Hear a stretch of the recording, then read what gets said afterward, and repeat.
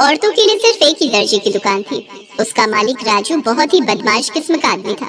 जब उसकी दुकान में कोई औरत या लड़की ग्राहक आती तो वो किसी न किसी बहाने से उन्हें गलत तरीके से छूने की कोशिश करता। अरे क्या भाभी जी, आप जो ये सूट लेकर आई हैं, ये तो थोड़ी पुरानी है ना, और आप कह रही हैं कि इसी नाप का सूट बना दो। ऐसे थोड़ी होता है। देखिए, इतने महीनों में आपकी कमर या आपका साइज कुछ तो बड़ा होगा। अगर मैं पुरानी नाप से ही ये वाली सूट बना दूंगा तो फिर फिटिंग सही नहीं होगी ना। अच्छा ठीक है, फिर ले लो ना। महिला के इतना कहने पर ही राजू की आंखों में चमक आ जाती। अपने गले में पड़े इंच टेप से वो नाप लेने लगता है। हाँ भाभी जी, जरा सा सामने आइए। हाँ हाँ हाँ, ठीक है ठीक है, जरा कमर की नाप ले लूँ। उसके बाद तो वो लगभग आधे घंटे नाप लेने में ही लगा देता। और अगर कोई उससे कहता कि अरे राजू मास्टर जी, कितनी देर से नाप ले रहे हो, शाम तक नाप ही लोगे क्या? देखिए भाभी जी, मेरा नाम है राजू मास्टर। मैं अपने काम से कोई समझौता नहीं करता। हाँ, ठीक से नाप लूंगा तभी तो मस्त सूट बना पाऊंगा ना।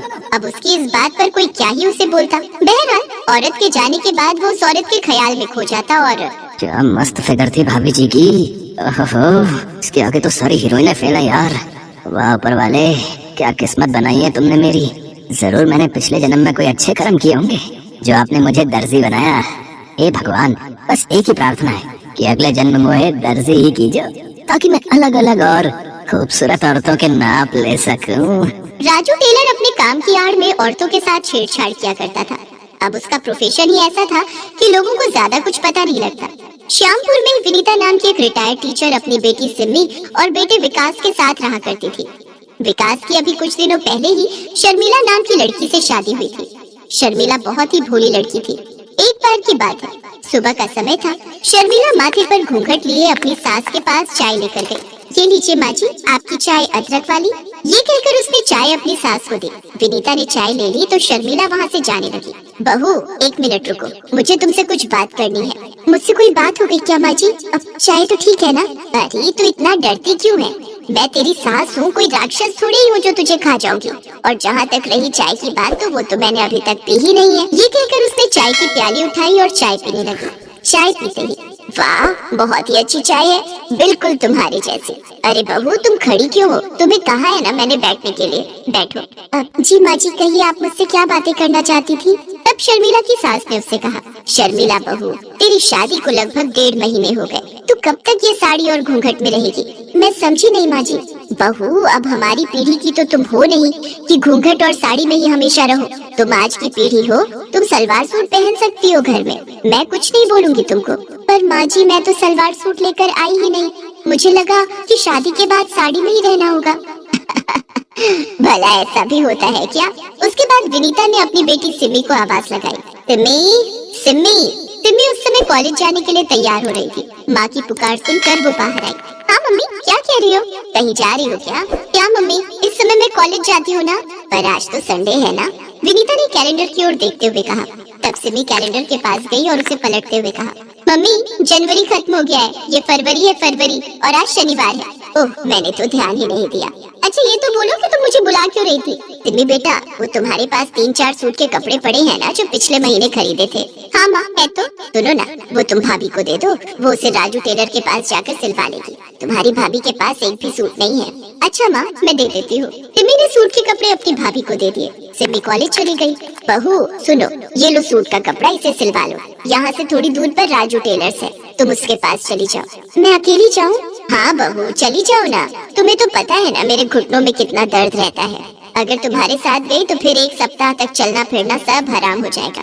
शर्मिला सूट का कपड़ा लेकर राजू टेलर्स के पास गई। राजू ने उसे देखा तो, ये कौन देहाती हुस्न की परी आ रही है? घूंघट वंगट निकाल के, पहले तो उसे कभी नहीं देखा।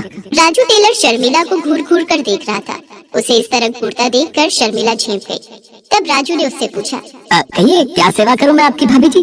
जी, ये सूट बनवाना है। हाँ हाँ, बना देंगे बना देंगे। वैसे कैसा बनवाना है, पटियाला या नॉर्मल? पटियाला। अरे पटियाला नहीं पता आपको?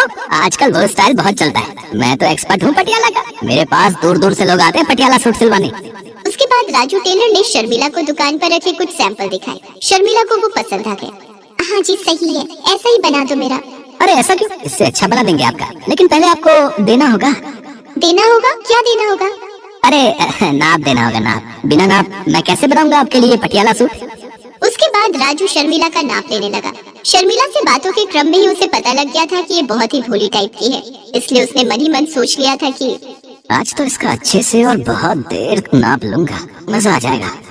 नाप लेने के क्रम में राजू बार बार शर्मिला को छू रहा था, और वो छूना नॉर्मल छूना तो नहीं था। ये बात शर्मिला को भी समझ आने लगी थी। भाई साहब, ये आप क्या कर रहे हैं? इस तरह से कौन नाप लेता है? चलिए हटिए, दूर हटिए। अरे क्या हो गया भाभी जी, क्यों गुस्सा हो रही हैं आप? गुस्सा नहीं हो तो क्या करूं? आप ये किस तरह से और कितनी देर से नाप ले रहे हैं? कभी कमर को छूते हैं, कभी इधर हाथ लगाते हैं, कभी उधर हाथ लगाते हैं। ये क्या बात हुई? अरे टेलर को नाप लेने के लिए इधर उधर तो हाथ लगाना ही होता है ना। अब मेरी आंखों में कोई मशीन तो सेट नहीं है कि एक बार किसी को देखें और परफेक्ट नाप ले ले। राजू अपनी बेहुदा दलीलों से अपनी कारगुजारी को ढकने की कोशिश कर रहा था, लेकिन शर्मिला भले ही भोली थी, लेकिन ना समझ तो बिल्कुल भी नहीं थी। देखो, मेरे सामने ज्यादा तेज बनने की कोशिश मत करो, मुझे पता है तुम क्या कर रहे थे।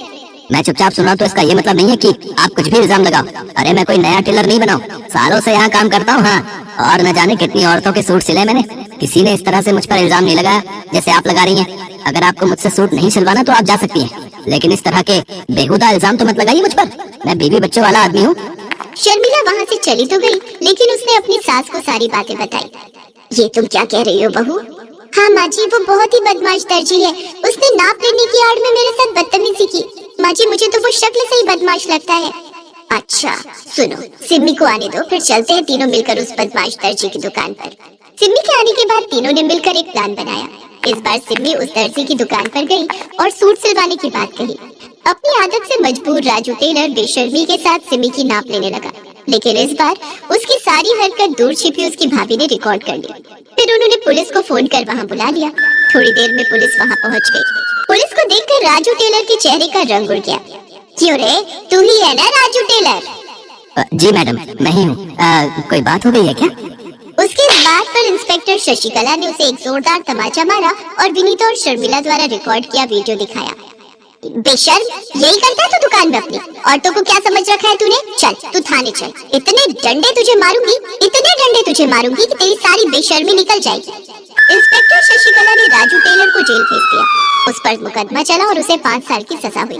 विनीता की बहू शर्मिला भले ही भोली थी, लेकिन उसने गलत के खिलाफ आवाज उठाई।